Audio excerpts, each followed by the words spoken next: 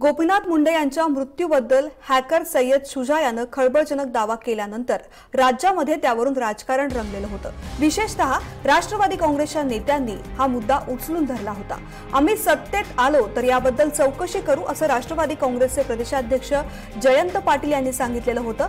तर या प्रकरणाची रॉ तर्फे चौकशी करावी अशी मागणी धनंजय मुंडे यांनी केली होती।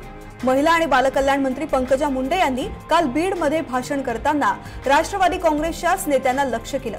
चौकशीची सुरुवात तुमच्यापासूनच करावी लागेल असा आक्रमक पवित्रा त्यांनी घेतला।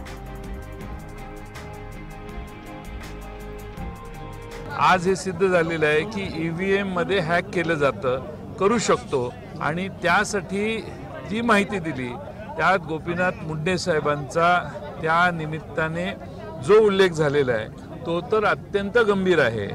या सगळ्या प्रकरणाची चौकशी झाली पाहिजे आणि महाराष्ट्रात खास करून मराठवाड्यात गोपीनाथ मुंडेंना मानणारा जो वर्ग आहे त्यांना आज खऱ्या अर्थाने फार मोठा धक्का बसलेला आहे।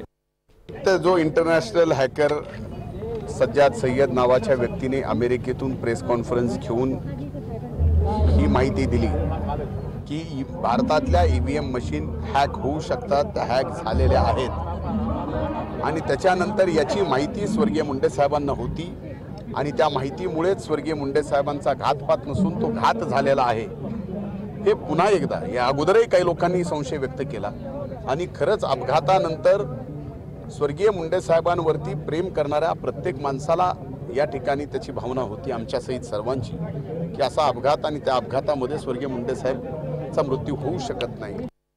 या लोकांना आता मुंडे साहेबांचा मृत्यू सुद्धा एक मोठी संधी वाटत आहे।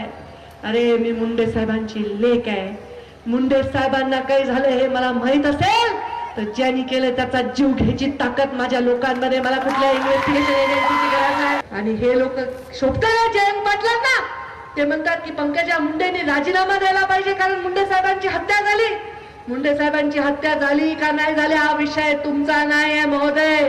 आणि जर तुम्ही छाती ठोकपणे सगळे जर राष्ट्रवादीचे नेते आणि जे कोणी बोलतात तर चौकशीची सुरुवात तुमच्यापासून करावी लागणार आहे।